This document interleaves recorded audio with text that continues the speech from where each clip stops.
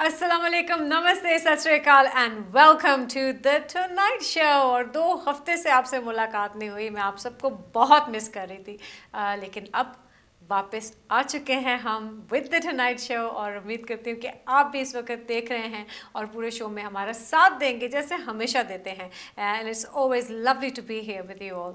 सो आज शो में क्या है, आज शो में हमेशा की तरह एक गेस्ट हैं और बड़े अच्छे गेस्ट हैं जो आपको बहुत सारी बातें बताएंगे पर्सनल डेवलपमेंट के बारे में। अब हम ये पूछेंगे इनसे कि पर्सनल डेवलपमेंट होती क्या है, लेकिन ये तो ज़ाहिर है उन्हीं से पूछेंगे जो इस शो पे हमारे गेस्ट हैं। और शो पे गेस्ट जो हैं उनका नाम है एलेक्स रोजमन। वो इंटरनेशनल स्पीकर भी हैं और ब्रेक थ्रू कोच हैं, ऑथर भी हैं, उन्होंने किताबें लिखी हैं as well as an actor. So I would like you to welcome Alex. Hi, Alex. Hello, nice to meet you. Lovely to meet you, and thank you so much for coming to the show. My pleasure. My pleasure also, thank you. So we've just used some big words here. You do so many different things. And I think, first of all, before you explain to me what a breakthrough coach is, if I can just ask you to take us through your journey that actually made you a breakthrough coach. Okay, so yes, love to share a little bit about my story. I know you've had a little look. So when I started this journey, funny enough, before jumping into personal development, this world of self-development, I was doing a 9-to-5 job at the time. I was doing IT recruitment. I was living for the weekends. Yes. And I said to myself, what am I doing? You know, that sort of self-realization of, why am I just living for the weekends? Yeah. And but most of us do, though, don't we? Yes, most of us do, and we feel like that is the way, and that is the only way, and there is a sense of security in this. And I feel like it's a way of letting someone else take control of us. And we've been sort of programmed that way from school, right? You know, it's sort of trained us up to go to school at a certain time, leave at a certain time, we have our classes, and we just sort of go with it. And we somehow turn off our own thinking, we sort of asking those questions, and we just then step into the next thing and the next thing. And I sort of stopped doing that. And when I did this, I just said to myself, sitting at the computer, right, I'm going to be an actor. And that was the age of 27.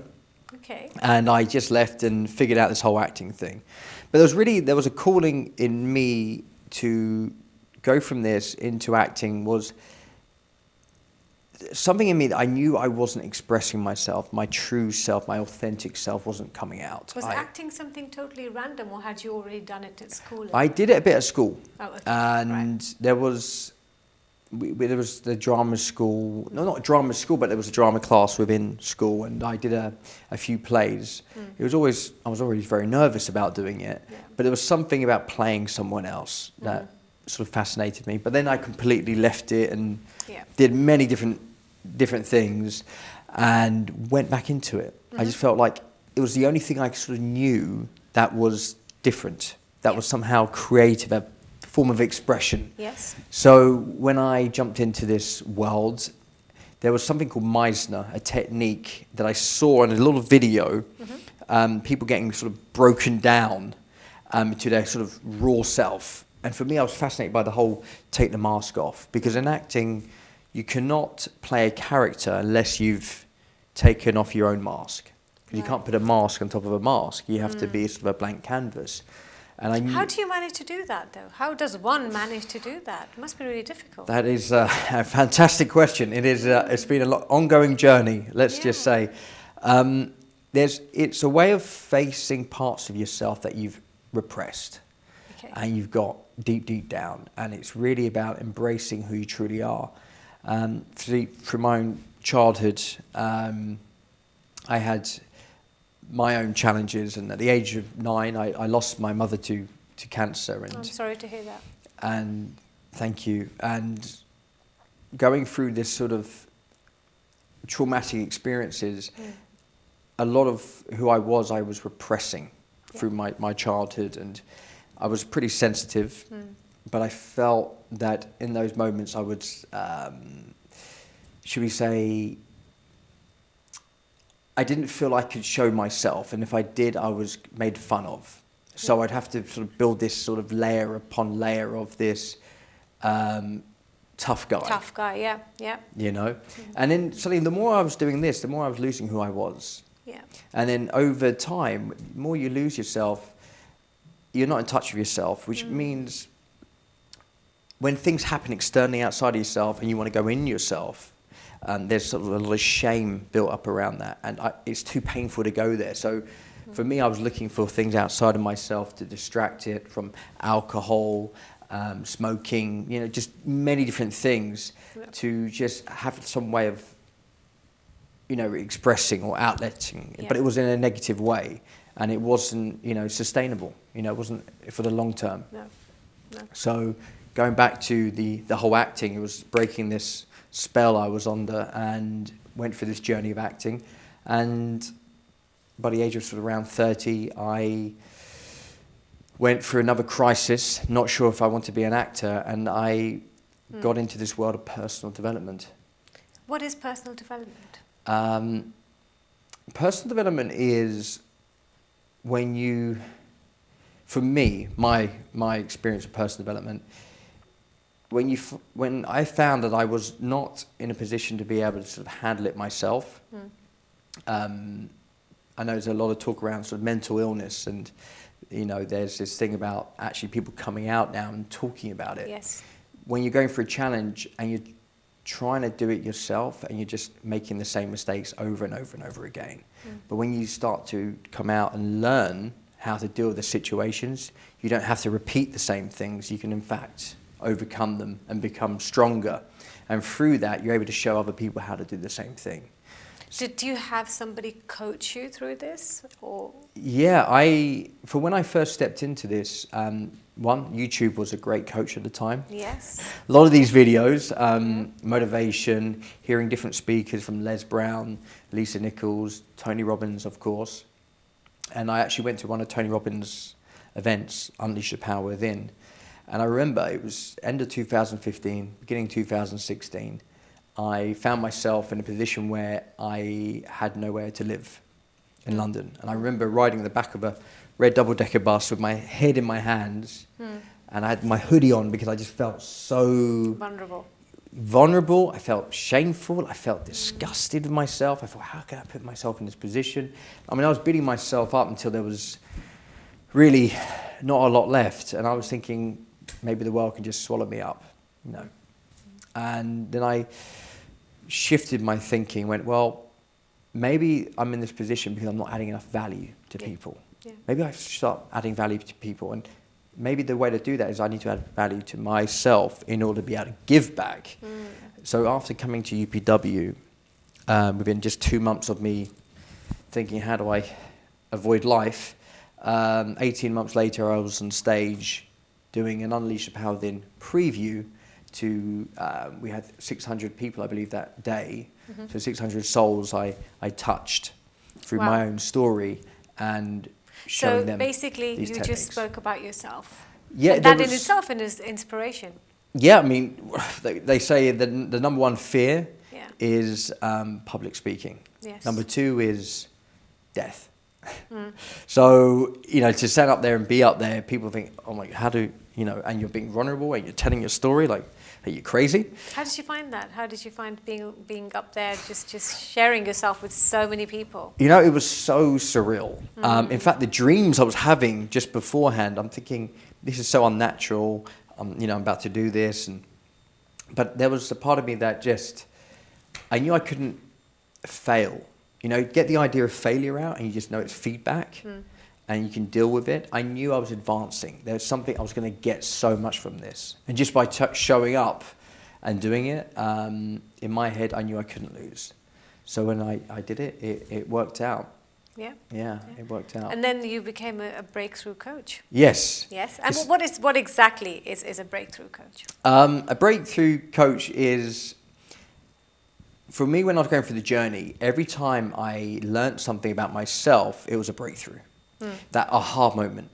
You could say I was addicted to ahas, like, oh my God, wow, I didn't realize, wow, whoa, it was all of this. Yeah. And I realized for me, that was something I loved for me, and I wanted it for other people.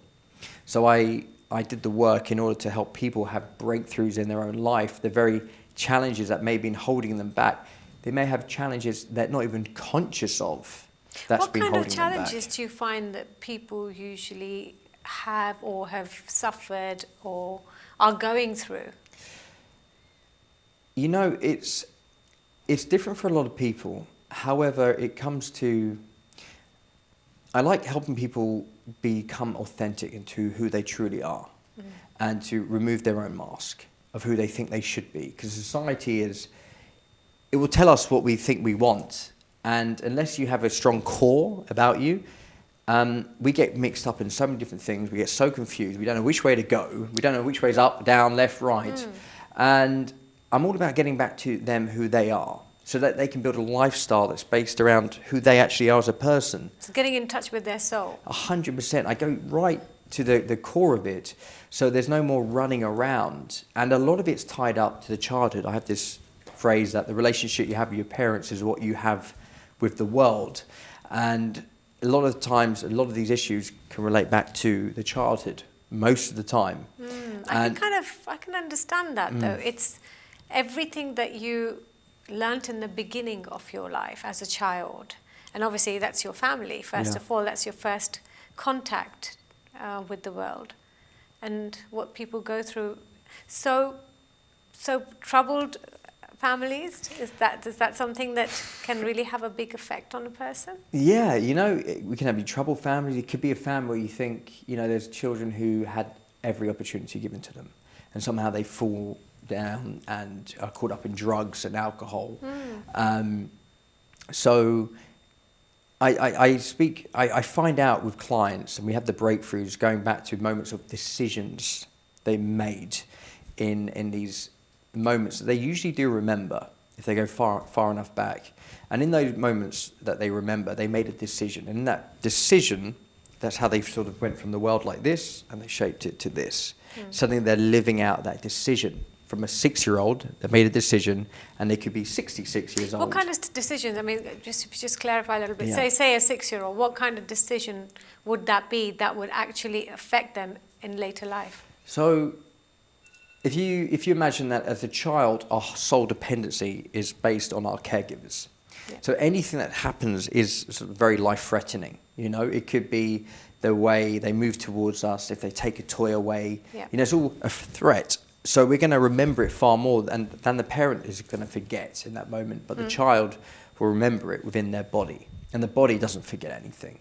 And it stores a lot of this information, the emotions, the feelings. Right. So a child could make a decision that if I do this, my dad gets really angry at me. Right. So every time I do this, whatever this is, and so that behavior somehow occurs, and it just becomes magnified, but it's so deep in their unconscious mind because they're not conscious that they made that decision.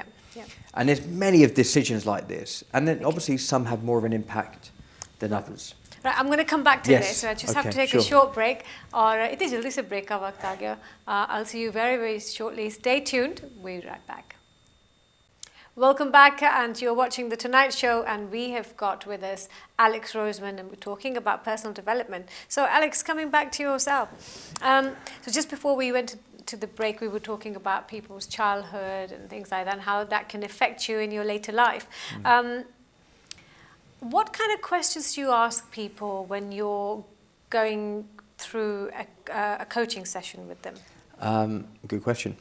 So when I first sit down with someone, I would love to know exactly what it is they see for their future. And it's usually 12 months into the future. What does your life look like 12 months into the future? What would be the amazing thing about it? So if anyone's listening to this right now and they go, let me actually sit down. That's a question we can all actually ask ourselves right now. Like, what would be to me would be amazing if these things happen in 12 months' time. Yeah. And I go, right, so then what is the current situation actually right now for what it really is? Not worse than it is, not better than it is, but just really. Yeah. And then I look at what's the challenge that's getting in the way right now from where you are to where you actually want to be. How far is it? You know, how long is it being an issue for? Because there's certain things that someone will want Yeah. but I'll focus on one or two things at that time. And then the discussion comes up of the challenge they're going through. And then I go into, a lot of things go back into their childhood. Right. And then we're having that little... I mean, these are things related to work sometimes, or is it personal or relationships? It could be anything. Yeah, I would say it's all personal. Right. You know, when you're at work, it's always personal to you, isn't it? And I see that, you know, it can really have an impact on people if they're at work. And I believe that personal development is about you. When any situation you're in, if you work on yourself, you'll show up differently in every situation. I just had a client who messaged me saying she just got to Sweden, and how her mum was just saying, "You look lovely. What's going on? You look so different." Her colleagues are going, "What? Something's different about you." It's not like she's had a haircut or anything. It's something within herself, or an internal state. Radiating. Yeah, out of her. there's no conflict there. That she now knows who she is and who she's becoming. Yes. And there was a lot of confusion based on the childhood and the mixed messages and the defences that were coming up to protect her from this illusion. And it was just breaking that, and that was the breakthrough for her, and she now knows who she actually is. So a lot of the work I do with people is, if the relationship you have with your parents is what you have with the world, I very rarely meet very successful people who are joyful or happy, who love life, who resent their parents. You know, I haven't found someone yet. And what I like to do is, you know, having resentment or anything like this is a poison. You know, it's drinking a poison expecting someone else to die. Yeah. It doesn't work like this. You know, you're the one carrying it. So if there's something going on for the caregivers in your life, your parents or whoever it might be, there's an exercise, it's Ho'oponopono, and this is a reminder for me. It's a Hawaiian sort of affirmation or some sort of meditation. Right. And it's, if I got the right order here, Yep. I love you, I'm sorry, please forgive me, thank you. Right. And saying this... And that's what that bracelet signifies. Yeah, exactly. And I have clients who write a letter with that in mind to their parents to break the story that they have told themselves. So I love you. Yeah, I love you, I'm sorry, please forgive me, thank you. Because we hold this story, these decisions that we made that we think our parents have done. So do they actually have to act to write why Yes. they love their parents, Yeah. why they're sorry? So I love you because yes. I'm sorry because, and I usually uncover the story that the client has created about their parents. And in fact they go, wow, that's actually not true.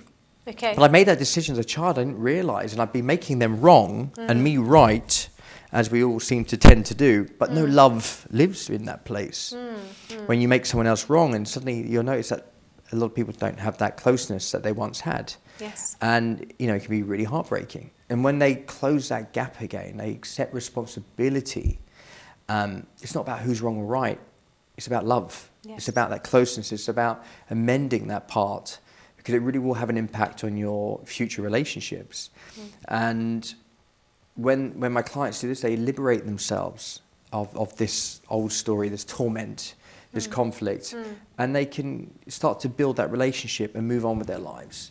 And if anyone's listening and they want to give this a go, I do it at my event called Wake Up, Go Big and Live Extraordinarily. Yes, I was going to talk about your seminars, because you do quite a lot of seminars, and it's the Wake Up seminar that's one of your most popular ones, is Yeah. it? Yeah. It's starting to become popular. Yeah. The idea of wake up and go big and to live extraordinarily is to wake up out the illusion that they're in, that they are the victim, and that they're not able to suddenly go, actually, I do have a choice in my Yes. life. I'm not having to have to do this. This is personal development. It's about coming out of the state of being a victim. Yeah, it's... And owning up to responsibility, taking responsibility for who you are. Yeah, very nicely put. It's 100% that. And how many people actually take 100% responsibility for their lives? Yeah. It's very rare to find people who actually take all responsibility for their lives. All the mistakes you've made, everything that you've done, you need to own up to it. Everything. And that's a very hard thing to do. It is, Because then you suddenly realise that you're not a perfect human being. And you accepting that means that you're no longer shameless. You actually realise you're human. Yes. And when you do this, your humanity shows, and you can really start to feel again. A lot of people don't know how to feel. They think, well, pain and hunger, isn't that feeling? No, when you actually go into yourself and actually feel what you need to feel. But isn't there guilt attached to that when you were actually sorry about what you've done? Could be something minor in a relationship. Do you feel like with the shame there is guilt attached to that? How does one shed that? You know, it's a great question. I had a client this morning actually talking just this, and how guilt was playing out in his life from an ex-partner. And because of this, it would stop him from moving on in his own life, because he had a perception of it, but it was one-sided. There is the other side that we seem to miss out on. We think that we've done something to someone else, but in fact, there is always the other side of it. And we seem to avoid this, and we hold ourselves prison to a past that's not even real anymore. In fact, I was watching this documentary on Netflix, and this particular segment was about the mind, and how the past, after a while, 50% of it is made up anyway. We can't even trust our own memory. And the older we get, if we go back then, it's so you choose to cling on to things that you remember. Yeah. And most of it is kind of vague, isn't it? It's hazy. It's made up. I mean, you know, in life, nothing has any meaning except the meaning you give it. So, you know, sometimes you don't have to change anything outside yourself. You just need to change the meaning to it, and something will change the feeling inside you. So when I took my client through this, it was taking away that side and taking responsibility, but you're not responsible for how they feel. You can't make someone happy, you know? It's up to them. It's something, for some people, like, oh, well, that takes a lot of pressure off me then. Yes, all you need to do is show up to be the best version of yourself, do the personal development, do the work, and share it and become someone who is, you know, really a bright light in someone else's life. And it's about shining that light. Right. The more the work you do. I want to come to your books as well, because you've written almost nine books now, isn't it? Yes, it's getting It's a lot of writing, right? Yeah. And what are these books about?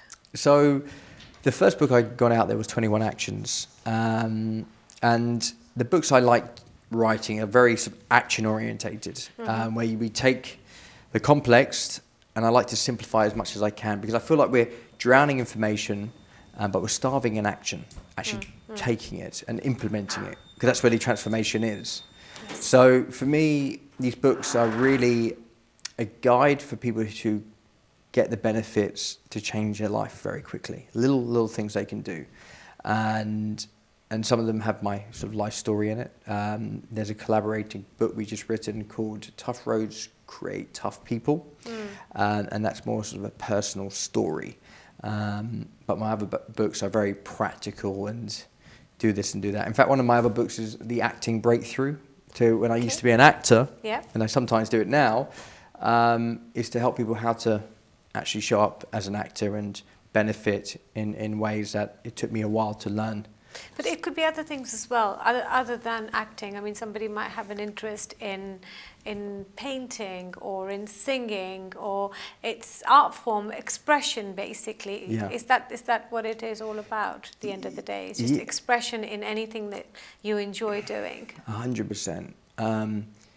You know, for anyone who's listening to this right now, it's what are you doing to express yourself? What are you doing where you feel that, you know, you keep telling yourself, I'd love to paint one day, I'd love to write that book, and you go, someday. Well, there is no someday in the week. It's Monday, Tuesday, Wednesday, Thursday, Friday, Saturday, Sunday. I don't think there is a someday there. And it's about, you know what, now is the time I want to express myself, because there's, as we know, growing up, we've repressed so much. We're told not to do this, and school, from what I remember, it wasn't very much the place to cultivate that expression. So Alex, tell me, when you are expressing yourself in a way where you're pursuing, say, a hobby or something that you enjoy doing, how does that help you in your life, as in going forward in personal development? By doing something I like doing, expressing myself.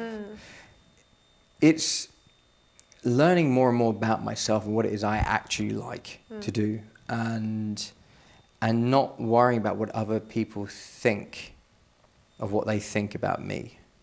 And the more I do this, the more I am in touch with who I really am, the more creative and original it is. And it's about bringing something original into the world. And for me, it's a muscle to practice.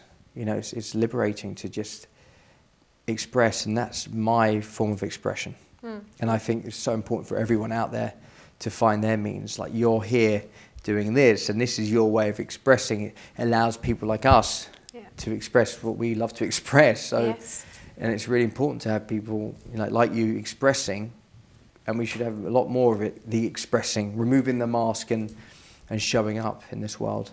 And talking about yourself and sharing that with you. So is there any tips you'd like to share with our viewers, as in what they can do, just sort of maybe something they can do at home that would help them? Yeah. One is to breathe.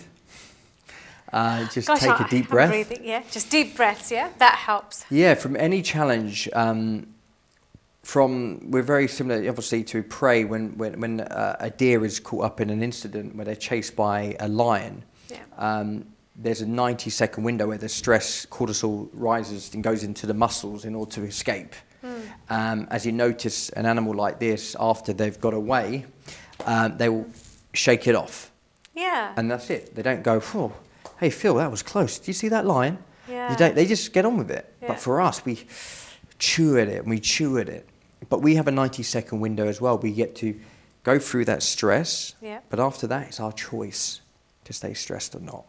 And if you're in that situation, you can just count down from 90, focus on your breath if you're going through a stressful situation, because the blood flows to the amygdala, which is near the hippocampus. And what we want to do is stop the blood flow from the amygdala, where we're in our fight, flight, or freeze response mode. We want to go back to our front lobe, where it's the most newly developed part of the brain, and where we're in the most creative and free-flowing. We're able to deal with our problems a lot better than being in the amygdala part of the brain. Okay. So just focus on the breathing. Right. Focus on getting back here, and focus on the solution. Because problems, you'll notice, layered upon layered upon layered, they're very complex. The solutions are usually pretty easy. If you put your focus there, where your focus goes, energy flows, as Tony Robbins says. Right, gosh. If that helps. Yes, of course. I think, because I've heard a lot about breathing and sort of deep breathing and things like that, but you don't really know what it's actually doing. All you know is that you're breathing, so you're trying to get relaxed. That's good. Yeah. Yeah, it's certainly, it's very important. Yeah. Very important. So your seminars, generally, is there a lot of people? Is there a big turnout? And what do they come to listen to them? Yeah, if I'm not speaking, because that can be in very different sizes, the Wake Up, Go Big and Live Extraordinarily, I like to keep it smaller groups, because I'm really training people and sitting with people, and we're going through the letters and we're going through the past. So is everybody sharing everything? Are they all sharing their letters and things? They'll talk together, and I will ask some people to stand up and share if they want to. I don't force anyone to do anything they don't want to do. But because it's such a safe space, people feel, you know, if you step out, you're comfortable, you go into your greatness. And it's about this. Oh, amazing. Okay, we've just got to take one more break. After this break, we'll be right back, and you know that there's going to be... Welcome back, and you're watching The Tonight Show, and this is our final segment, and as you know, the final segment is always the TikTok segment. So we're going to do the TikTok round with Alex Roseman. Okay, are you ready for this? Deep breathing. I remember we said before, breathe. Yes, I think I'm ready. Let's see what happens. Yeah. Okay. I mean, this is just simple questions, just a little bit of fun. That's all. I'm all about the fun. So, okay. So first one. Yeah. Have you ever sent a text message to the wrong person? Yes. Yes. Yeah. What was it? I think I've done it more than once. I'm just remembering which one what it was. One that got you into trouble. Oh, it's a good question. One that got me into trouble. I'm sure it related something to do with my sister and to the wrong person, and it was. a long time ago and saying something Yeah. to the person. I was saying something about, like, yes, you're probably right about, and it was to that person. Oh God. You know that okay. feeling of like the colour drains from your face, know. and you're just oh like, my God, and your face goes all hot. yeah. But I've also done it where I've sent a message I didn't want to send. I'm stumbling around like delete for everyone, delete for everyone. I know. And yeah, it's, People do that a lot in groups where they think they're sending it to somebody personal and they're actually sending it to the group, and then everyone's read it. yeah. Then it's, and depends what kind of message that is. I know. I know. I actually did something similar on a work email once. Yeah. When I was doing IT recruitment, I was saying something about the HR lady. Oh my God. And I sent it to her. And I remember I was just doing it so nonchalant. My feet were on the desk, and I just did it, and I sent it. I leaped forward. I was just like, know. I had to laugh. And Yeah. realising I'm probably not going to work with that client anymore. No, I know. Because Goodbye. sometimes it's just too late. It's just gone. You just have to You know, like go, that's it. well, Yeah. that's it. Accept. Okay. Do you believe in fate? That's a good question. I say. I would Wow. say. You're really thinking hard about this one, aren't you? I would say that. Yes or no will do. Yeah, I find it very yes or no. It's like a politician. How do I actually answer it? I would say I'm in the middle. In the middle. Yeah. So you believe in fate and you don't. I say that there is fate, like things happening. Yeah. For sure, and at the same time, we can maybe We have alter, control over things. We can alter yeah. things at the same Yeah. time. So things just are going to happen, and some things can certainly shift. Okay. Right. Right. If that helps. Yeah. What's your favorite food, as in favorite dish? Funny enough, I used to be a chef. And, Really? Yeah, and I was a trained chef. So I used to work with a lot of French cuisine, but my stuff is Mediterranean. Mediterranean. I love Mediterranean Yeah. food, like, you know, the good olive oils and the olives and wine leaves and hummus. Don't, you're making me hungry. Yeah, I'm getting hungry just talking I know, about me too. it. Yeah, this is the stuff It's I that time love. of the evening, isn't it? Yeah, it really is. So, yeah, we'll go and get some food. Exactly. Yeah. Okay, your favorite movie? I would say Forrest Gump. Forrest Gump, yeah. Because it's just Yeah. timeless. And because there's different stages in my life, I'd say, oh, it was Scarface when I was younger, a kid. Or I'd say this film. But Forrest Gump has sort of stood the test of time. Yeah. And there's something about him always taking action with little information that kind of relates to me. So, yeah. Okay. If you could go back in time, Yeah. when would you go back to? In my own life or like another era completely? In your own life. That's a tough one, isn't it? Oh my goodness. Yeah. I would say maybe when I was 16. 16. And I think I would have pursued acting maybe Ah, at that okay. time rather than Yeah. just completely Yeah. just did a little bit and left it. Yeah. I think You would take it up much more seriously now. Like, yeah, I would have that be your taken up career to path and- do the work of myself and actually, you know, go that route rather than the crazy route I went. If you were to go back in time, as in time, not your life, but time. I always said to myself, I'd love to go back to the Roman days, something like Gladiator. Yeah? I'm not sure what it is. Yeah. I think maybe in my past life I was somewhere in that realm. Yeah. But there was something about that. Okay. Or maybe I just watched too much Gladiator. I don't know. I know, sometimes it can just be fun Yeah. and you just want to go back Yeah. in the movies and in the shows. Okay. Do you have a nickname? I used to be called Rosie because my name's Roseman, and I used to get rosy cheeks Oh, okay. at school. If I would go, I was very, if I was shy, I'd just go Yeah. get really red. I And bet they'd you be that like- made you even more red being called Rosie. Yeah, of course. It was just like it stuck with me. It was Yeah. like, all right, Rosie, and you're just like, well, okay, what do you do? Right? Yeah, So yeah. yeah, that was one of them. Okay. What would you say your best feature is?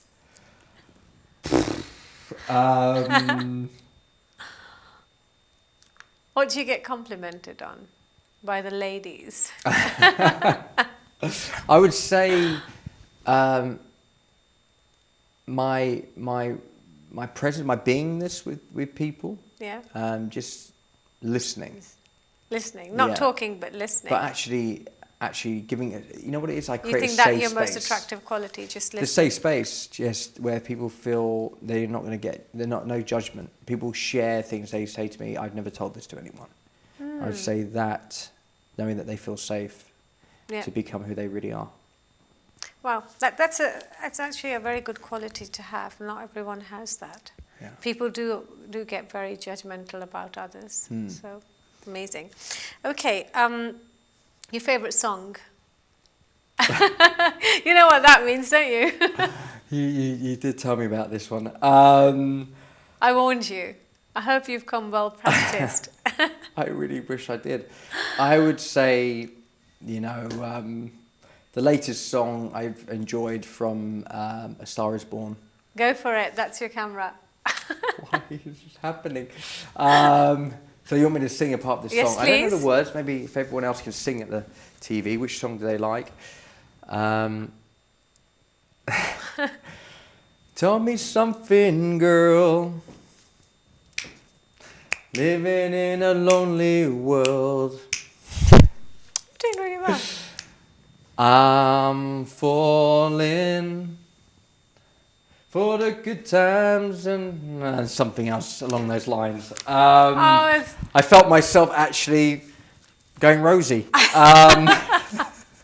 I'm not sure how long we were supposed to be singing this song for. that was good Was enough. that good enough? Thank Okay, you. brilliant. That was wonderful. That was wonderful. Okay, brilliant. Thank you for singing for us. I know it's difficult. I It's didn't difficult when you're realise on how TV difficult it and was. you know so many people are watching. Yeah, I didn't realise actually how difficult that was going to be. So Oh, you did really well. Okay, you did good. really well. Okay, one word that comes to your mind right now. many And words. don't tell me to get lost. One word is bold. Bold. Being bold. Being bold. Yeah. Yeah. Yeah. Just something about jumping off the cliff and growing the wings on the way down. This is how I do my things. I help reassure people that, don't be ready for something. You're never ready. But you are ready. If you set it that time, you will find and become resourceful enough to be ready for when that moment happens. But do not wait to be ready to then do whatever it is you want to do. So I wasn't particularly ready to sing a song, but whatever shows up just shows up, and that's that. Just go for it. Just don't wait. You're wasting time. It's just so And much who time. knows how long we've got. Just act on it. Just go for it. Yeah. Just take the action with what you've got. You don't have to know everything before you do something. You'll learn it through the action. You'll learn it through actually doing it. And that's what I would advise to anyone. Yeah, because a lot of to move people hold back. They hold back their desires, Yeah. or they're waiting for the right moment, or they're waiting for the right time to do things. Is there a right time, or should you just jump into it? They say the richest place in the world is the graveyard. Because there is a lot of people waiting for that right time. And what happens is that time was then, and the regret is, I wish I did it then, when they're 70, 80. Yeah. And it's just too late. And they take all of the good stuff that they had to offer to the world with them, which robs us of what they had, that special gift. So, if you got something you're sitting on, just get it out there. In fact, I say fail as often and as quickly as you possibly can, so that you get the feedback and you become better. That is how every master was a disaster. Oh, absolutely, absolutely. Right. I totally agree. I think if you don't take the first step, then you're never going to be able to run. So you must always just take small steps, and then before you know it, you're flying. Yeah, you really are. But you've got to be determined. I think the key to all of this is determination. You can't just stop and give up halfway. No. You mustn't do that. No. I mean, it's going to be a tough bump in the road. But you know what? Something really shifted in me was the idea of not starting, because I was great at starting things. But when I suddenly realized I wanted to finish what I started, then my life really took a turn. Took the turn, yeah. Because I realized that the finishing was then, it's a finished product. A book, you can start, but if you don't finish it, it's not a book. It's not anything. No one's going to read a book that's just got a couple of pages. It needs to have something, fundamentally an end. So I What is it that on keeps the you going, ending. though, Alex? What keeps you going? What's the motivation? So, a lot of the time, people are very tempted to just give up and start something else, and maybe, oh, this, I don't know, I started this, it's not really for me. I want to just sort of switch and change things. Yeah, I mean, from someone like me, my personality type is like a fox running around doing many different things. My desire, I mean, we're you know, without desire, we'll just sit in the corner, dribbling, not doing a whole lot. So we all have a desire for something. And my desire is, whilst I'm doing this, is I want to create as much content as I can for people. I just want people to be able to take the action. I like learning. I love just the idea of learning. So my desire is, look, if I'm doing this, I'm going to grow. I'm going to learn more about myself, and there's more of me to give to other people. Because I knew the pain at the end of 2015 when I was my head in my hands on that bus thinking, where am I going to sleep tonight?